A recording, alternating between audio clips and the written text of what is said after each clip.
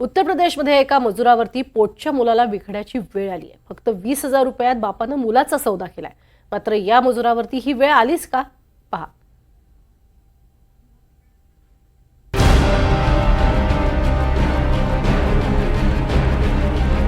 एका मुलाला जन्माला आणण्यासाठी एका बापानं आपल्या 3 वर्षीय मुलाचा सौदा केलाय।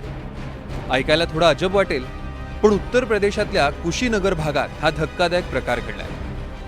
गणेश पटेल या मजुरानं त्याच्या पत्नीला प्रसूतीसाठी एका खासगी रुग्णालयात दाखल केलं। मात्र रुग्णालयानं बापाची एवढी लूट केली की बायकोला सोडवण्यासाठी त्याच्याकडे पैसेच उरले नाही। पैसे दिल्याशिवाय आई आणि मुलाला सोडणार नाही असं रुग्णालयानं सांगितलं। शेवटी बंधक पत्नीला आणि नवजात मुलाला सोडवण्यासाठी बापानं 3 वर्षाच्या मुलाला विकलं।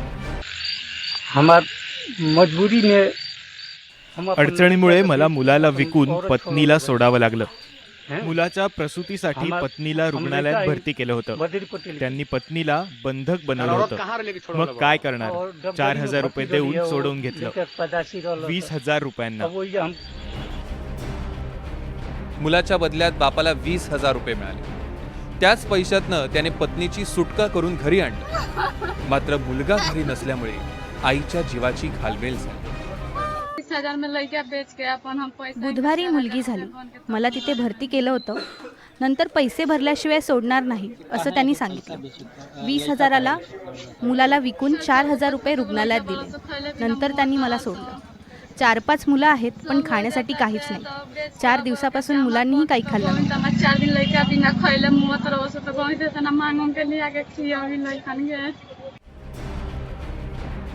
बापानं मुलाला विकल्याची चर्चा गावभर झाली।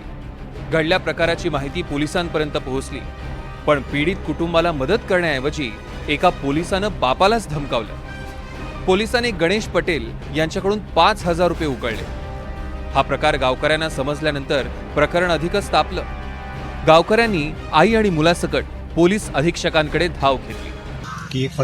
खोट्या दत्तक प्रमाणपत्राच्या आधारावर मुलाला दत्तक देण्यात आलं।